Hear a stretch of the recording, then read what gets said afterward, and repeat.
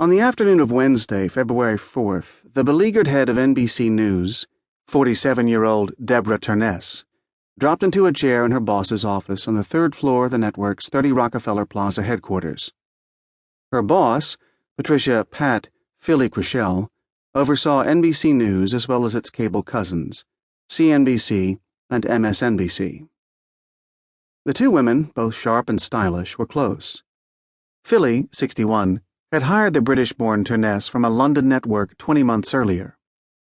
It had been a tumultuous period for NBC's news division, as had the entire 4 years since the Philadelphia cable phone internet giant, Comcast, took over NBC Universal, as the company is officially known.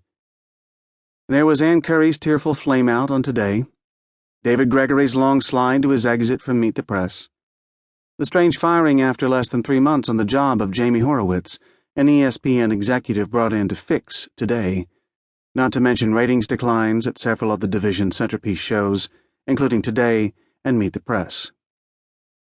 But that afternoon, after a long presentation to 200 NBC advertising salespeople, Turness was feeling better than she had in months. When she had been hired, she knew she was stepping onto a troubled ship. Finally, she felt the organizational changes she had made were showing results. Meet the Press's ratings were edging up. Nightly news seemed to be stabilizing.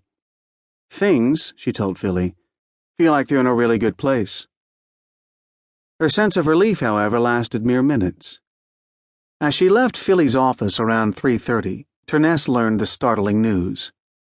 The most important person at the network, the face of NBC News, its anchorman Brian Williams, had apparently been exaggerating an anecdote about coming under fire in a U.S. Army helicopter during the Iraq War in 2003.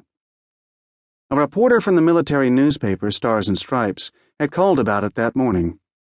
Williams was supposed to talk to him off the record in an effort to determine what the reporter planned to write.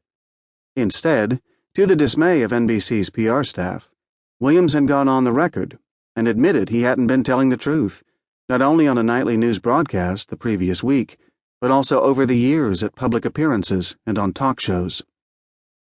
Stunned, Turness was still trying to grasp the gravity of the situation when the Stars and Stripes story went online. At that point, her biggest concern was the apology Williams was preparing to read to viewers on his broadcast that evening. He was already taping segments as he and Turness began swapping emails on its all-important wording.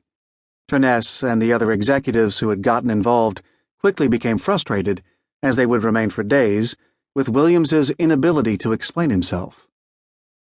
He couldn't say the words, "I lied," recalls one NBC insider. We could not force his mouth to form the words, "I lied." He couldn't explain what had happened. He said, "Did something happen to my head? Maybe I had a brain tumor or something in my head." He just didn't know. We just didn't know. We had no clear sense what had happened. We got the best apology we could get.